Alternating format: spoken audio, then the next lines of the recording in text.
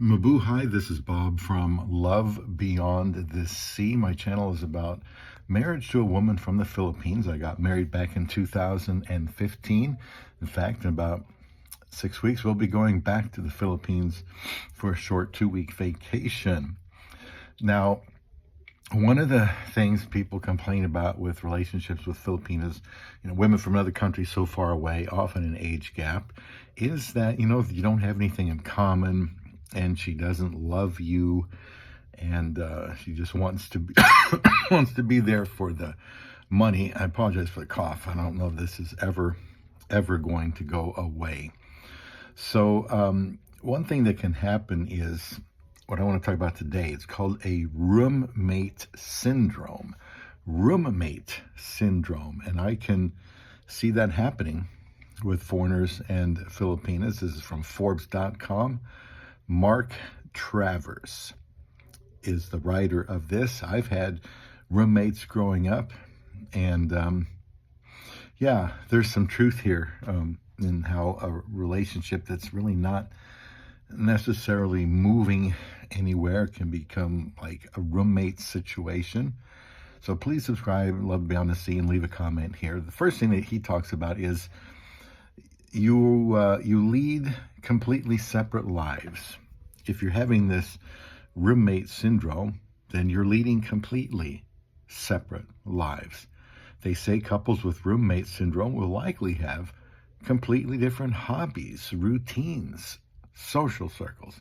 And that while this at face value may not seem like an immediate red flag, real problems can arise when partners spend little to no time together outside of daily chores or responsibilities.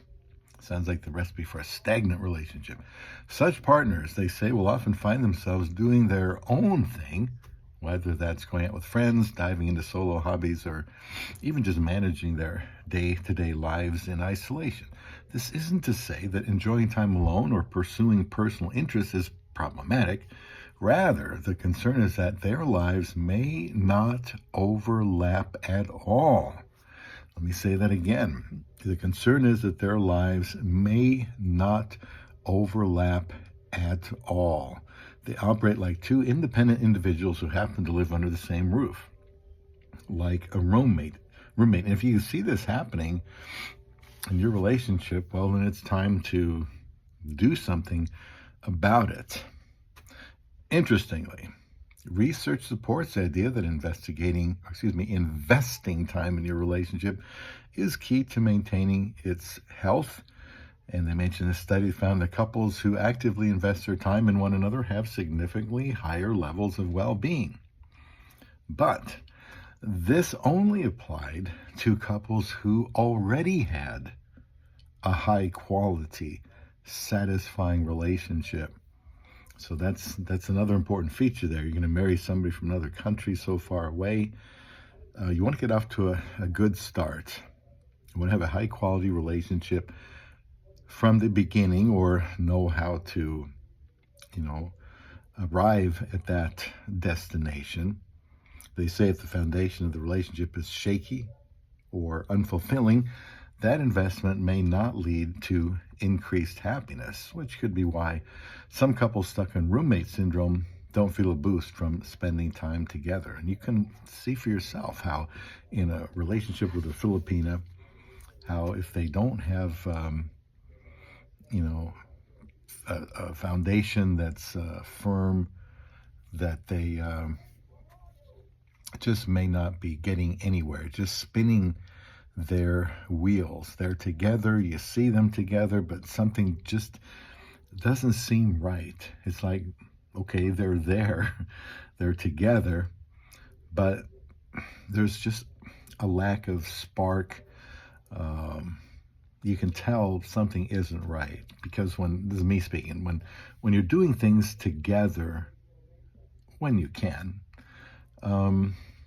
it's going to build closeness. It's going to build interest in each other, interest overall in the relationship. And I can see a lot of, couples like me, looking for a woman from another country, struggling with this. Yes, they find someone But after a while, it's just like they're living together. It's like there's no direction for their marriage. Just pointing this out because I really can see it happening in some of these relationships. They say when putting in effort for your partner feels more like an obligation, a task on your never ending to do list, it's a sign that the emotional bond between you has weakened. That's one sign that you're in this syndrome of roommate. Another one, two, you're rarely intimate with one another, rarely intimate. And they say intimacy, whether sexual or affectionate, is essential in healthy relationships. But when it starts to feel routine or performative, or if desire dwindles away altogether, both partners are sure to feel disconnected. Sex may feel like an obligation rather than a moment of passion, and small gestures like holding hands, hugging, or kissing may feel off-putting or unnecessary. This is pretty standard here. I won't read any more from that, but if you notice that, there's a lot of big age gap relationships. And I guess by big, I'm talking 25, 30, 40 years. In my relationship, we have an age gap, but it's not, severe for Philippine standards. But when this happens and there's this disconnect in the bedroom, which may exist from the start, actually, or even if he's got something left in the tank, as he gets older, then it may kind of get into this stage where you're just like roommates because you're not intimate with one another very often. And when you marry somebody that's a lot younger than you are, you should think about the future and how that age difference could affect your relationship. And the third one here, you don't talk much about anything. Communication is the backbone of any relationship. Thus, a lack of this will leave partners feeling miles apart.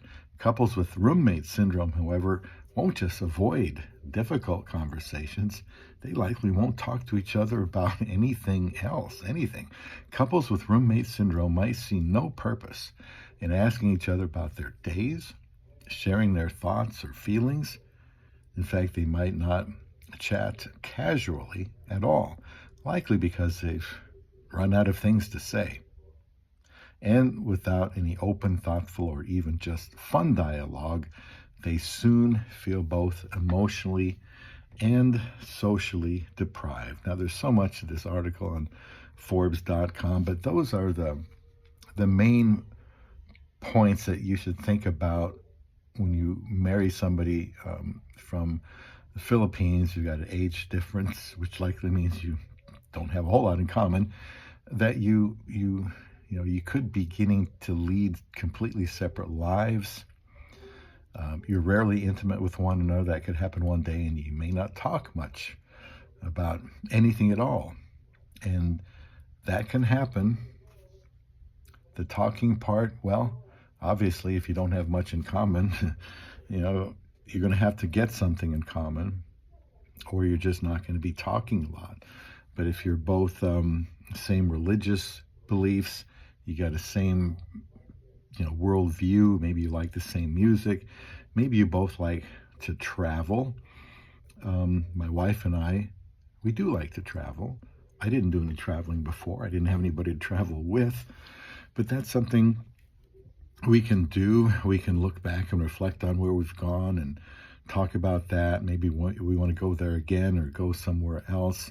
She wanted to go to plays, so I took her to some like theater plays, and I thought that would be kind of dull, but I really like it. We've gone to a lot of them, and hopefully we'll continue to do so, and we can talk about that. And it's very important to make sure that you continue to have good conversation, and if you don't, well, you have to probably reevaluate how things are going with your spouse or girlfriend. So please leave a comment here on Love Beyond the Sea.